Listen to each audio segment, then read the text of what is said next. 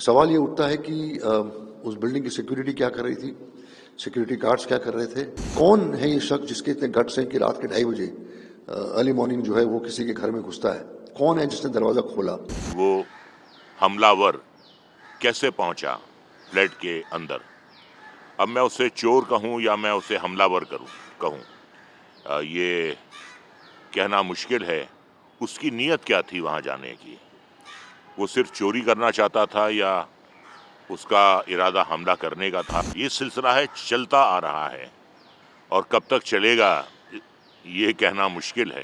ये काफ़ी निंदनीय है और मैं Indian film and television directors association, federation of western India cine employees और इम्पा की तरफ से इस हादसे को, इस इंसिडेंट को कंडेम करता हूँ।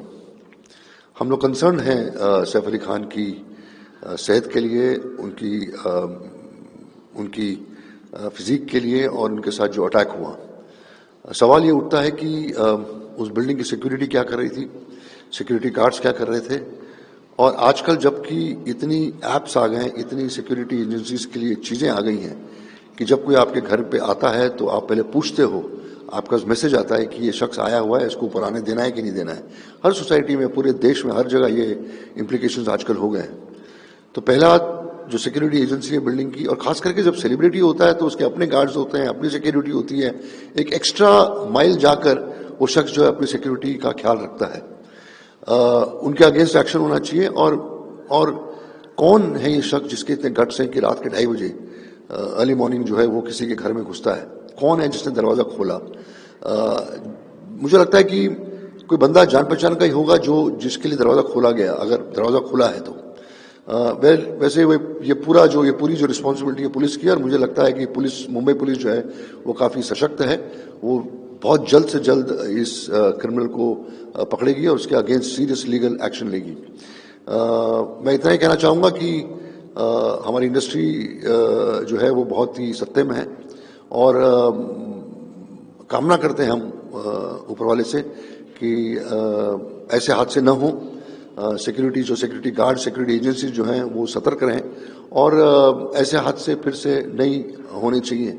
और मुझे इस बात का यकीन है कि ये बंदा जो है ये पकड़ा जाएगा और इसका सलूशन निकलेगा।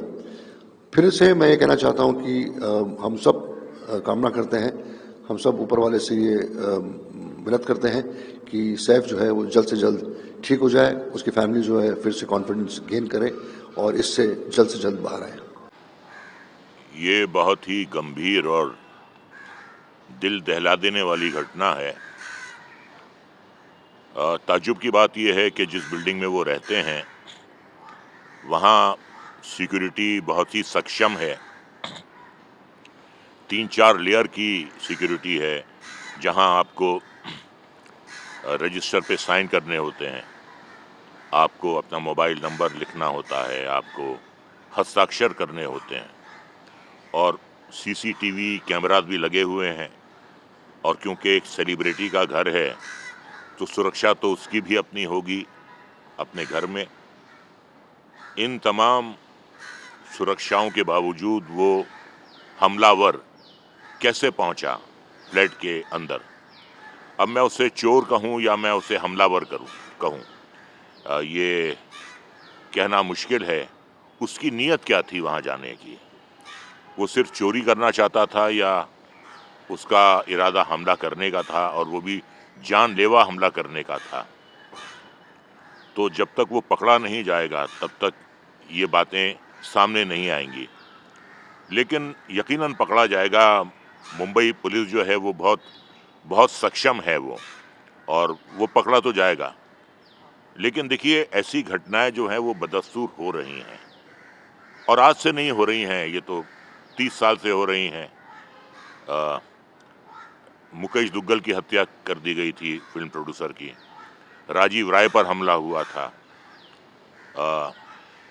राकेश रोशन पे गोली चली थी। और ये फिरौतियों की जो मांग है ये चलती रहती है। लेकिन कई बातें जो हैं वो पब्लिक हो नहीं पाती हैं कि फिल्म वाले कॉम्प्रोमाइज़ कर लेते हैं। बेचारे क्या करेंगे?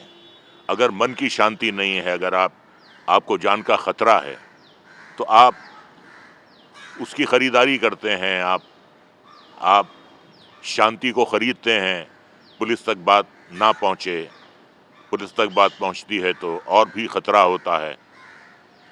ये सिलसिला है, चलता आ रहा है और कब तक चलेगा ये कहना मुश्किल है, लेकिन बहुत ही बात जो है ये गंभीर है।